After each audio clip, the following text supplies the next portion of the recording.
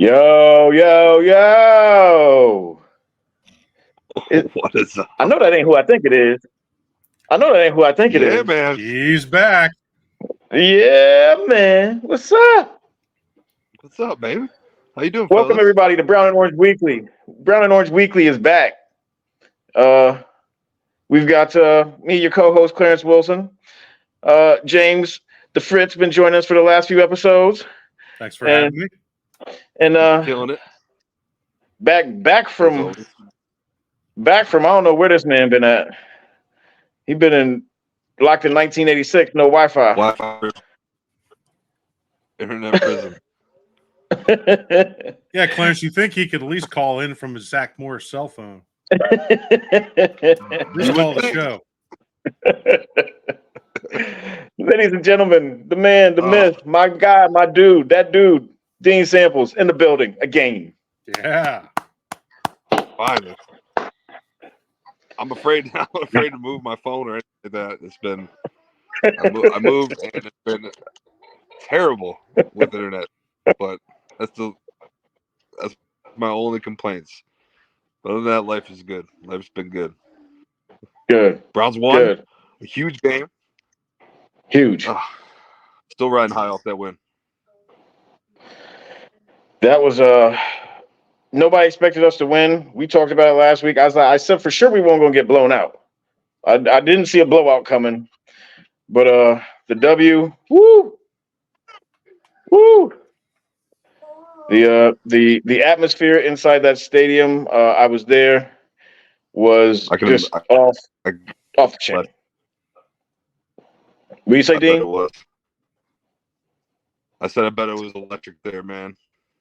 Clarence, Yeah. let me ask you a question about that. So what time did you get in the stadium and how full was it? We were in stadium by I want to say 11:30. Oh, wow. Your boy was in the suite. Your boy was living the sweet life. So I had to go in and take advantage. Right. I've shared some video with these gentlemen of my day. Some of it's not meant for online consumption, but we were in there early, and there was an atmosphere of we're not scared of these dudes. That's just kind of what I felt. Nobody thought we were going to win, but I just kind of felt an atmosphere like we're not worried. We're not worried about these cats. And then as the game went on, like just people got more and more and more into it. And I mean, y'all heard that when they missed that field goal. Oh, that place. That place was thunderous. Thunderous. It was wild in there. Like I've watched some of the videos of I think I might be able to post this one. I'll post it to the Brown and Orange Weekly page. Do it. When they missed the field goal, it was just the place went absolute crazy. And there was a lot of 49er fans. A lot. That's what I was going to bring up. Like, the sea of red in that damn stadium I was honestly surprised. Yeah. For one. I didn't know there was that many 49ers fans in the area. But there was a lot. I saw videos of the bars and couldn't believe it, though. But it just shows the popularity of the NFL right now. True. Fantasy football and gambling and all that. I mean, it shows that if that's your favorite team or your favorite player, they're gonna wear their gear. As much as we want to keep it brown and orange as much as possible in our stadium, because I've been there for Steeler games and seen way too many damn terrible towels. I mean, sure. Way too many. But I want you to go back to the pregame, Clarence. What about the scuffle that started it? Did the stadium feel that? Was there enough people in there to see that to get hype and get barking? Like, how'd that happen? So honestly, like I was sitting in the suite and I kind of turned around and it was already just kind of was jumping off, and I was like, "Oh, all right."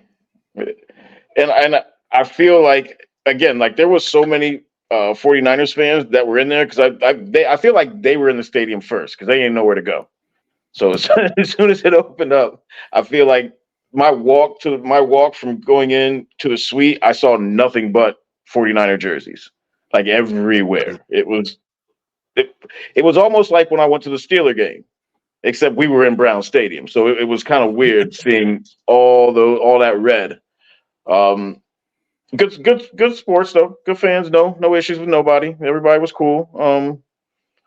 I think I really think that they walked in expecting a beatdown. Oh yeah, Yeah, and when that PJ didn't Walker. happen, They thought they had this game in the bag. Guarantee it. yep, absolutely, absolutely. The one thing I did see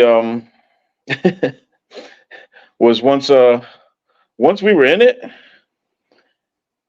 I think our crowd started getting into it. We started drowning out the rest of them that were there because they, like I said, they had a presence. They most definitely had a presence in our stadium. So I was shocked. It's on TV. I'm like, I looked it over. I'm like, are you kidding me? I was with my dad. I was just like, Pops, can you believe the amount of red and gold that we're seeing in this? Is that what that color is? It's a red and gold. I yeah, don't know what the red, gold, technical white. color. I don't know what the technical red color is for their color scheme, but I was just in awe. I couldn't believe it. I didn't think that 49ers fans rolled that deep. Nah. And I was trying to figure it out, and somebody brought up a good point. I was like, why are there so many here? And somebody brought up a good point. And I'm not even sure if this is really it, but when the Browns came back, um, DeBartolo, who's from Youngstown, was part of the original ownership team, or was it Policy and then DeBartolo? Carmen Was that Policy yeah, Carmen and Policy? Dwight Clark. Yeah. So I guess they all have a Youngstown connection. So maybe that was part of it. Maybe a lot of fans when the Browns left for those 4 years, maybe they switched to 49er fans. Who knows? But I just their presence was thick. It was real thick. I think another possibility is that, Yep. Maybe with our home games that we get fans from, of the other cities traveling here, not only to go to the game, but then to head down to the Hall of Fame, because the Hall of Fame's got a lot more things going on down there now. So maybe that's possible. They're doing a lot of What work do you over say? there by the Hall of Fame. It looks nice over by the Hall of Fame. They're doing a lot of work. Yeah, it's getting there. Yeah. Hmm. Clarence, I want to know how that pop was when Phil Dawson came out to break that guitar. Loud, loud, loud. I was so happy to see that. I love Phil. Everybody Fill her loves up. Phil. That gassed the crowd up too. I just feel like that the whole atmosphere the entire day. Now, granted, I ain't gonna lie. I started sipping at 10:30 in the morning, so maybe I was feeling it a little bit more. But Maker's Mark at 10:30 in the morning, that'll do it every time. Every time. Oh man, yeah. That's a recipe for disaster right there. And you were in the Yeah, suite with all you can drink? Man. yeah,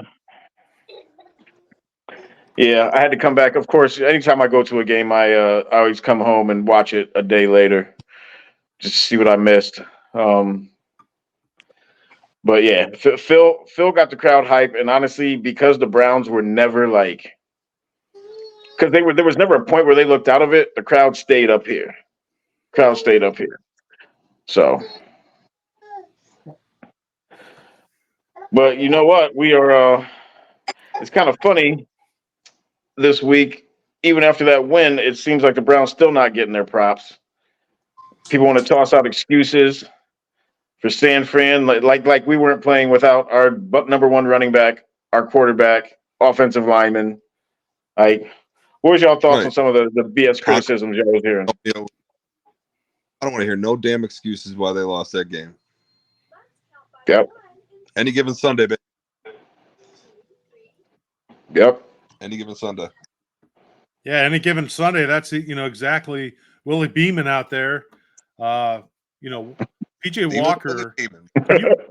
Who had PJ Walker out playing Brock Purdy? Walker goes 18 for 34, 192 yards. He had 2 picks, and thank God he didn't have a third one, because I don't know about you guys, but when he threw that ball in the end zone on that last drive before the go-ahead field goal, I mean, I know the announcers were even shocked, but you guys had to be shocked that he's throwing the ball at that Oh, point. yeah, I was. And then when you watch the replay, what is he throwing to? All he had to do is tuck the ball What are you doing? in bounds and run clock. Mm-hmm. Go ahead, Dean. What you say? My son's even. I was gonna say my son's even voicing his frustration with that. I don't know if you guys can hear him in the background. Cam, let him know. Yeah, that's I did not know what he was thinking. I went in full panic mode. I started overthinking. I'm like, we're gonna lose this game. We're gonna lose this game. Doing stupid shit like that. I don't know what the game plan was. At that point, just run down the clock. Seriously, there's too much time left on the clock. I don't know why they were throwing. No kidding. But why did Stefanski even call a pass play? You know what? I'm trying to give him a pass for this week because that was a huge W. I'm trying not, but there's every game he makes, anywhere from 2 to 4 calls that are just absolutely baffling. oh yeah, Jim Schwartz bailed his ass one. Oh yeah, Jim Schwartz and that defense. Well, it didn't just start this week.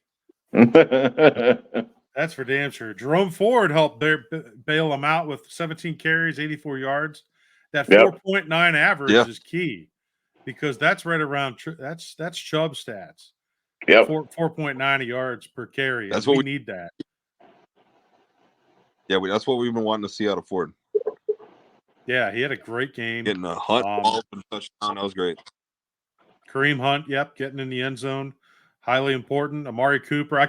Honestly, I didn't think we were going to have a receiver over 80 yards, but for Amari to make a couple, thankfully the one play down the left side, the DB fell down, got a little extra yak on that. Mm-hmm. But still, that catch along the Brown sideline, going up and over the DB, for somebody that's not as tall as a Peoples Jones, that was a hell of a catch.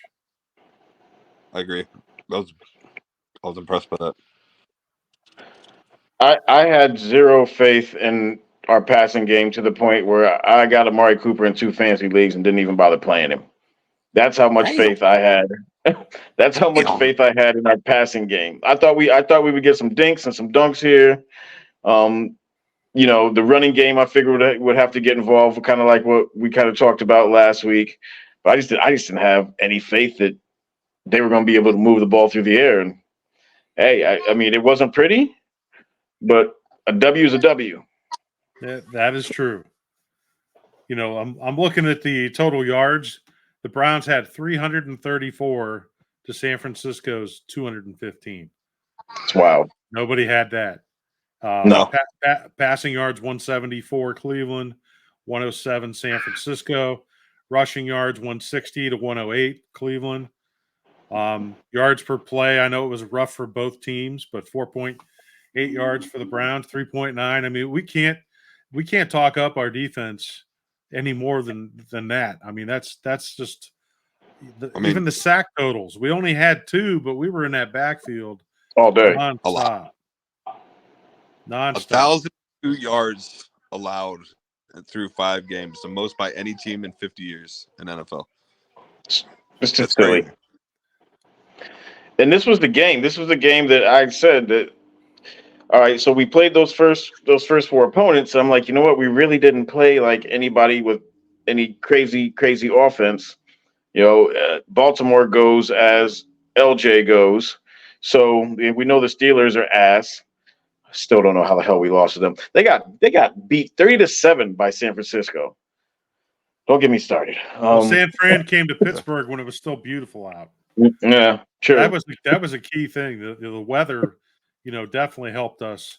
I don't know how either quarterback wasn't wearing a glove. I expected them to make a change, but I didn't notice that in the second half unless I missed it. But the way they were trying to grip the ball, it just leads me to go back to the NFL Combine when they're checking hand sizes for quarterbacks, and it took me back to a few years ago. I met Bernie Kosar at one of his, meet and greets and stuff that he does out in the community. And I shook hands with him, man. And I got a decent sized hand, but his hand swallowed my hand. You know what I mean? Mhm. So that's something we talk about his height. We talk about how intelligent he was. Lack of, I don't know. Remember how many completions he had before even an interception Yeah, back he in had the the day? record for a while. Yeah. So there, I mean, the hand size, not fumbling. Gosh, that's key, and also throwing in this shitty weather. That it was.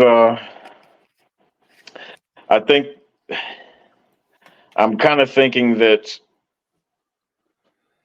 the game plan that they put together was basically to allow PJ not to make any of those kind of mistakes. I don't know his hand size, but Yeah. Right. but I think it was set up for him not to be able to make those kind of wacky mistakes. I don't Yeah. know. That one interception where when he threw it to the left down the Broward sideline, and they said the announcer said it was that they were trying for a back shoulder pass. I still don't know why he was throwing. I mean, I get it if the guy's covered and that's what you're trying to throw in, but man, that was not a good idea. Yeah. No, not at all. But we somehow survived that. I just can't. I'm trying to think of how many backup quarterbacks. Not that the starters that we've had since '99 haven't been the equivalent of backups everywhere else. Like how many backup quarterbacks actually got wins against a winning team, especially one with a Not many. 15-game win streak in the regular season. I kind of want to go down a rabbit hole and look all that up after this. Yeah, I mean it's The probably last, been a while. I mean, outside of let's just go because the first ones I can think of is the whole the oh, we lost Dean. Oh, No, he must have moved. no. Oh, he's back. Ba- He's back. Baby All started. right. Well, we know the two-headed monster of Couch and Holcomb. Those are when Holcomb was backing up. He would come in and do things, but I'm trying to think before that. Like, I mean, Baker's first win came off the bench, right? true. Against the Yep. Jets. Yep. True. I don't know if the Jets had a winning record at that time. I That don't was week. think so. That was week 2, wasn't it? It was early on. I know it was week 2. I know it wasn't week 1. I feel like it was week 2 or 3. Yeah, the weather was nice. Yeah. Oh, the good times. So if we have a dome stadium, which I've been all for because we can host a WrestleMania, a Final Four, a lot of other events. Of course, Taylor Swift coming to Cleveland for her next concert, right? Yeah, sure. I think if we would have had a dome stadium in good weather, what do you think the outcome was? Probably more of what I said before. We're still not getting blown out. I don't think we're getting. Our defense is going to keep us in every game, but I'm not sure that we win that one. But I don't know. It's hard to say because maybe PJ is a little bit better and great. In zero weather issues. It's kind of hard to say. That's a good question. What's your thought? We benefited from the rain both against the Bengals and the 49ers. I mean, I know Joe Burrow being hurt was definitely beneficial. But that defense is going to play well in a dome, in just a dry day, rainy day, snowy day. If it's a snowy day, hopefully it's an important game in Cleveland Stadium because Brown Stadium hasn't seen a lot of important games at the end of the year going into December. And if we can keep it going, then we might have some serious good wins coming up. And man, if we could just get a playoff game in that stadium, I can't tell you how many people in this town in Northeast Ohio that haven't experienced that, haven't Yep. experienced the actual Brownstown. Yep. It's right now you're just getting a taste test. If we can actually stack on this success, like Stefanski was talking about, build on these wins, stack them.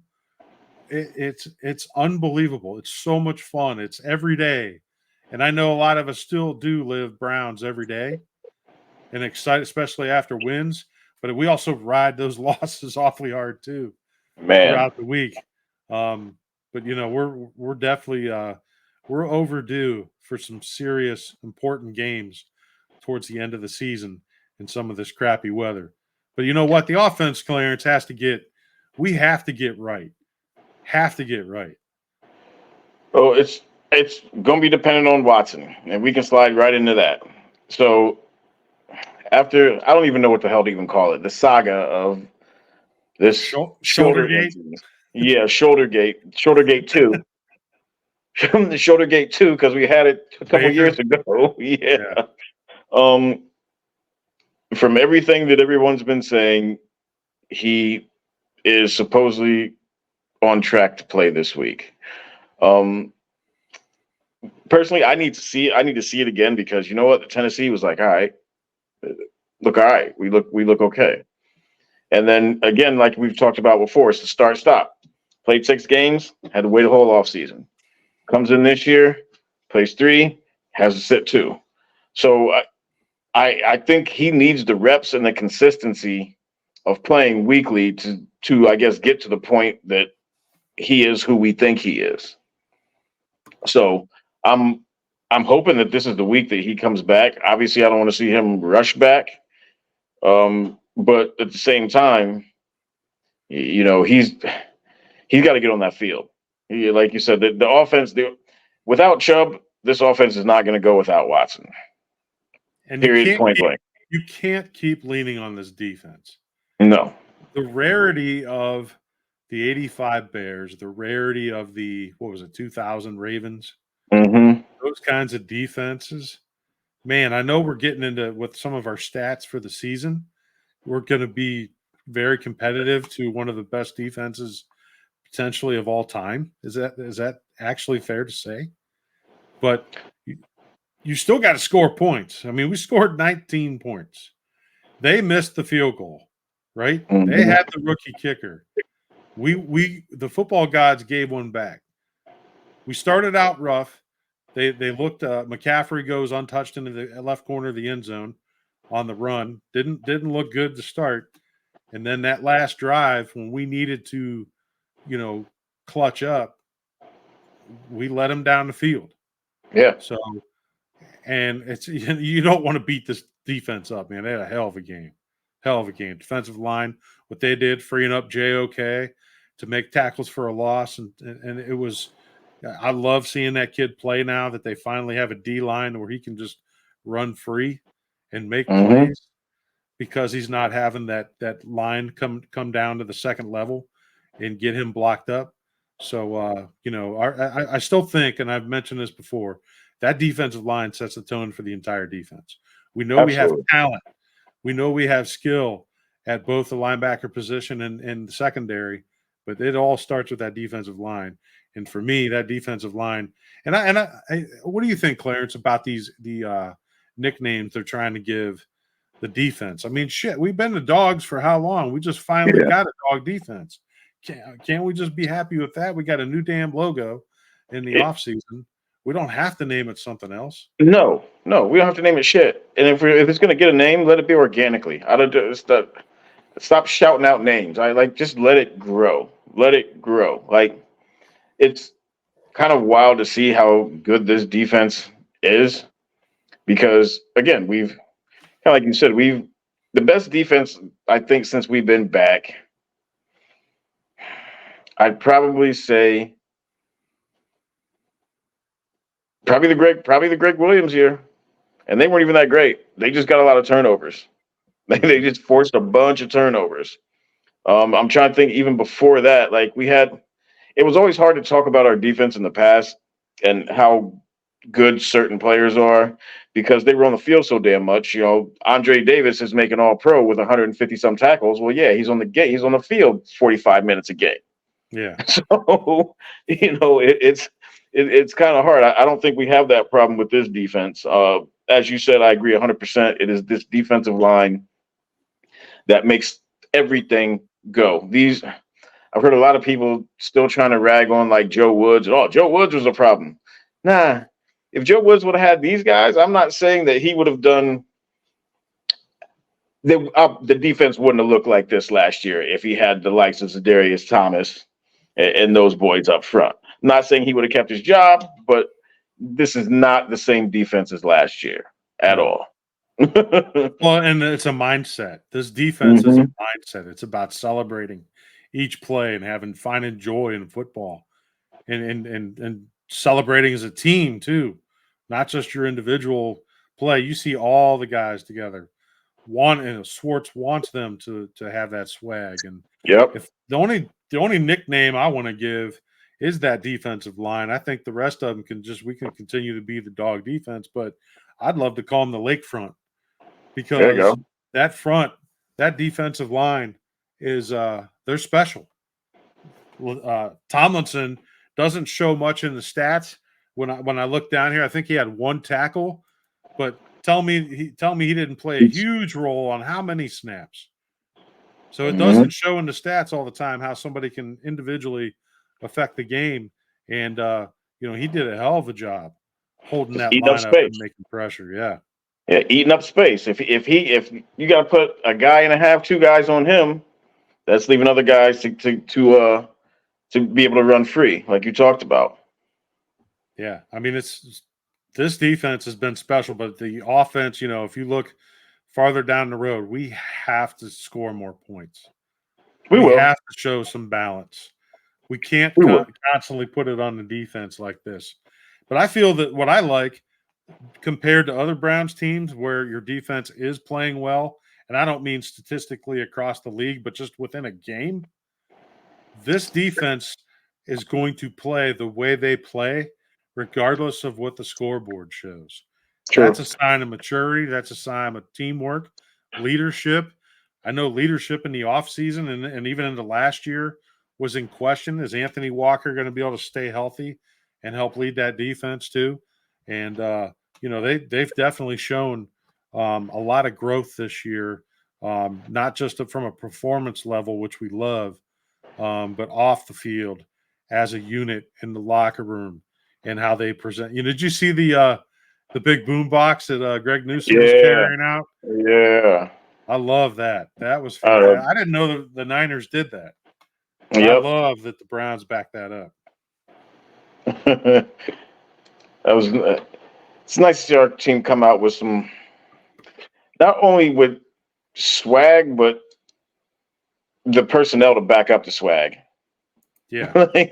It's one thing you come out there thinking big time. What's up, Dean? He's back. Hey. Daddy duty. Understandable. We were just talking about how the Browns defense got some swag, and it's wild to see them come out, not only have swag, but to have the personnel and the players to back it up. Exactly. We're not used to that. No.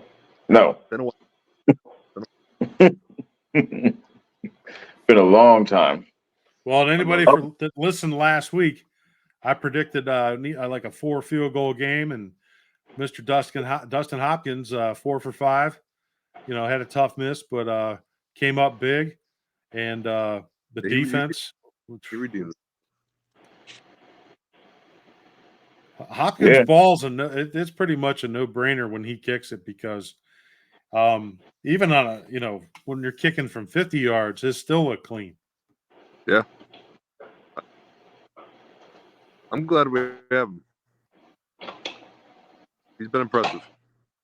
Yeah, it's been a great trade. So do you guys have any player of the game? Yeah, player of the game for me. It's easy.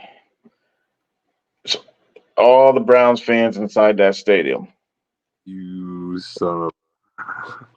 I really think that they were just gassed up. Everybody was gassed up. And like I said, the longer the Browns stayed in the game, the more the fans got into it. Because I think a lot of us walked in there was just like, all right, let's just hang around and let's not get beat. But we weren't only not just getting beat, we were hanging with these boys and had the damn lead. So shout out Cleveland Browns fans, player of the game.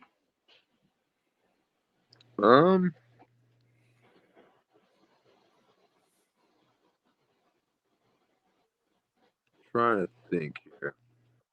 Well, let me throw some more stats out for you. Jerome Ford, 17 carries, 84 yards. Top rusher, top receiver, Amari Cooper, 4 for 108.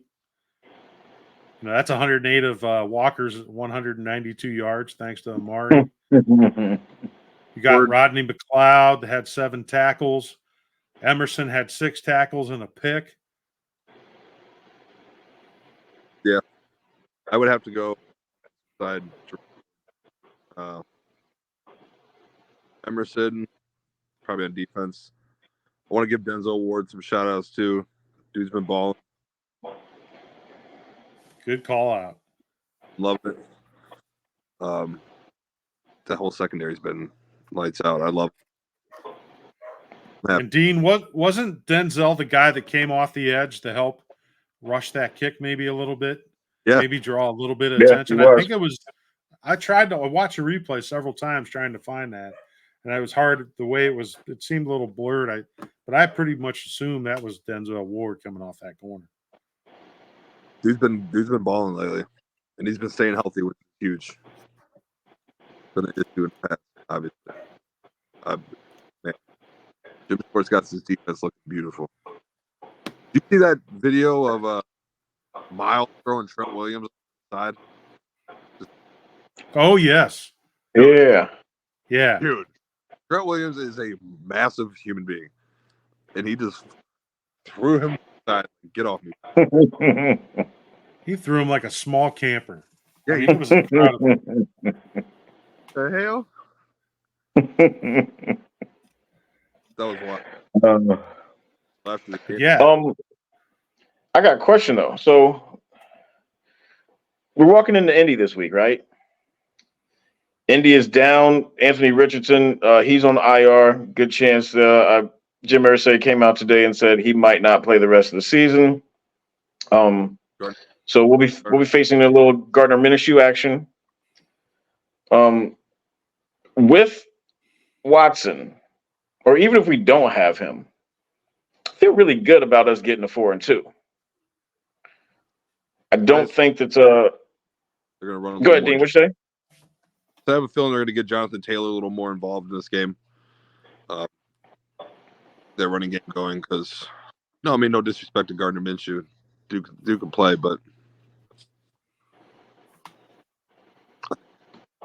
I'm confident. Play to your strengths. If you remember what John Harbaugh said, the way you slow that pass rush down is you attack it and you run at it, and or throw a screen at it. On Miles' side to try to help slow him down. And with the Colts' strength being Taylor, we may see that, so we don't want to have any kind of repeat of the Baltimore game where we've seen, some rushing TDs. We need to keep that the lakefront defense and keep them in passing situations and let our guys pin their ears back and get to the quarterback. Offensively, it probably feels a little more of the same. I hope they kind of have the same plan. We're getting the running backs involved. I want to see Njoku get involved. How about you guys? I'm going to ask you this. So when LeBron and the Cavs teams of Kyrie and Kevin, what did they do in the first quarter? What was something that LeBron wanted to make sure he did?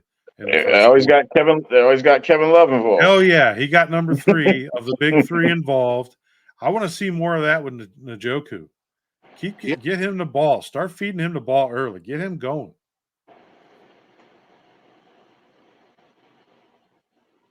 Holding.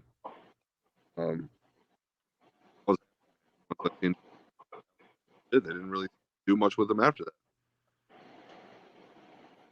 They hit him early. Yeah, hit him early. There's that officiating that game was broken. You're breaking up on us. We're losing you. I think that's a Colts podcast. They're trying to tap into to find out what the latest conversation here is in Northeast Ohio and how the Browns are going to beat their Colts. So they need to get the hell out of our podcast. You know what I think though, honestly, and let me know y'all's feelings on this. I kind of feel like with Richardson being out, and he was a dual threat for them. With our beast of a secondary and our big defensive line, I almost feel like the Colts are walking in here almost, or sorry, we're going out there to Indy and almost compare the Colts to Tennessee. Like I feel like like you said, Jonathan Taylor. They're going to try and run Jonathan Taylor as much as they possibly can. We're gonna touch Um, Derrick Henry. yep, you saw what we did to Derrick Henry. Had that boy in lockdown. Third. So I almost see the games almost playing out very similarly. Because I guess you could say Minshew he's not as good as Tannehill, but I'm not. I've never been a big Tannehill fan to begin with. So, I mean, if Tannehill's here, Minshew is maybe right there. But I almost see the games playing out similarly. What's y'all's thoughts?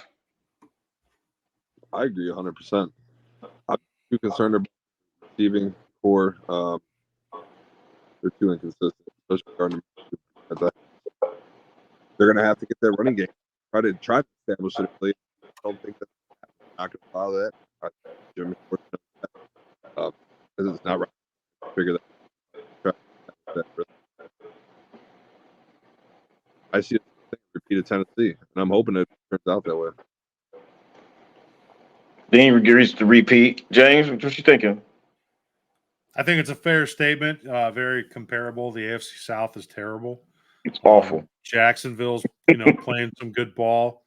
They look like the division leader going into towards December as far as winning the division and having the playoff spot. But Minshew, I remember him almost being like a Fitzpatrick light kind of guy, where he can light a fire under a team. He's got some NFL starts under his belt, so we need to respect that because damn well San Francisco didn't respect PJ Walker's few starts, and Walker didn't exactly kill him, but he did enough, just enough, and we need to learn from that and don't be overconfident because our win streaks are way too small as a Cleveland Browns team since '99. So this is an opportunity to start a solid win streak and move forward as we try to win our first division in 34 years. So I agree. That's the one thing that's always going to take it, be humble about it. Don't be going into it cocky and just think you're going to dog walk the next team. Just like we said, well, I said it Sunday. I wasn't for yeah, paper they were looking for. Anybody can get it every Sunday, and so as long as they keep that mentality and just take this win in stride, build from the positives, learn from the mistakes. We made a lot of mistakes, especially with all this damn penalty. Don't let your heads get too big. Agreed. 100% agree. So what's our final scores? What's our predictions on that?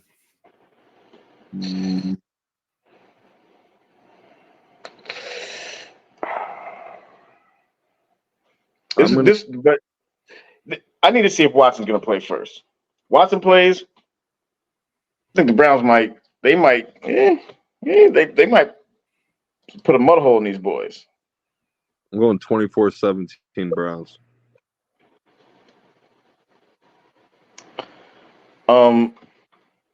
I just can't see Gardner Minshew and Jonathan Taylor scoring 17 points against this defense. I can't.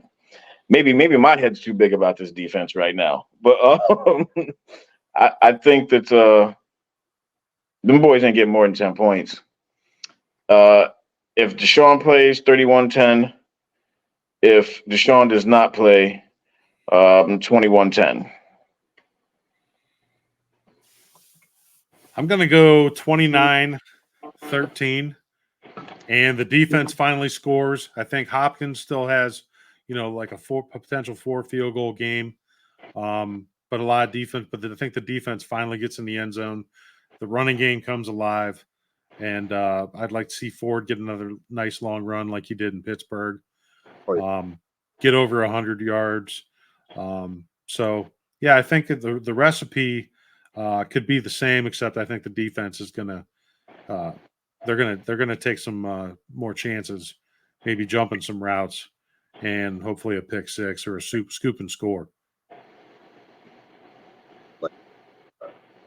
Love to see JOK scoop and score.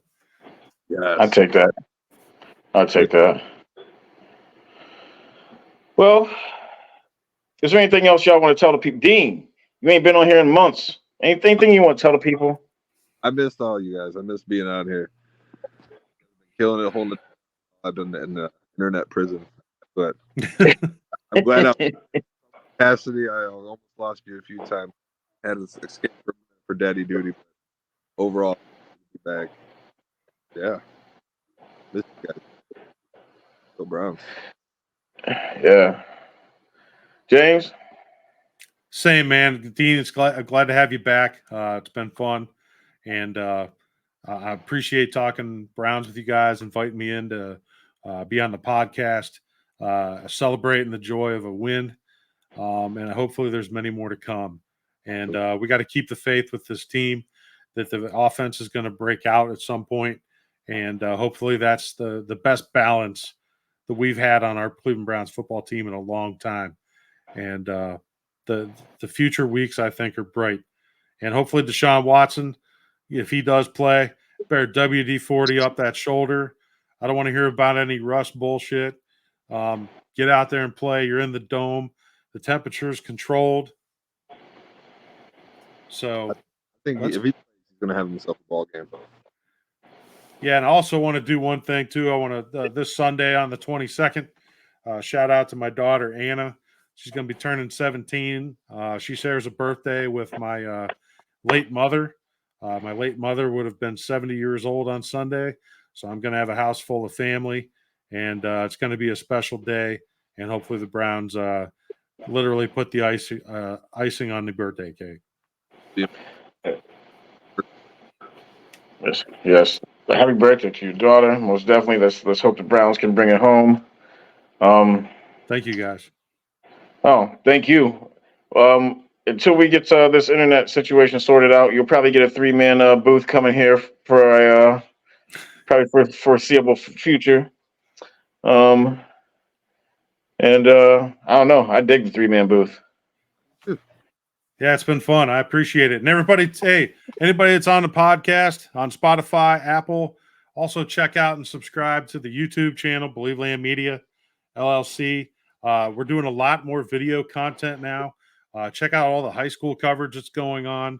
A lot of local guys, some D1 athletes that are getting on there, but definitely check out our videos because the guys are working hard on Friday nights. Trying to rep Believe Land well and the outstanding schools and the young athletes here in Northeast Ohio. Absolutely. We are the king of your high school sports coverage for here in Northeast Ohio. We got so much content, I can't even keep up with it. It's ridiculous. We're covering so many games. If your team, if you got a high school team, we got you look covered. around. Yeah, we got you covered. We got you covered. Well, y'all know what time it is. That's right. In the immortal words of the greatest resident of Gadsden, Alabama ever, Frederick J. Kitchens, if you don't wear brown and orange, you don't matter. Take it Peace, easy, y'all. See you. Go Browns. Brownies.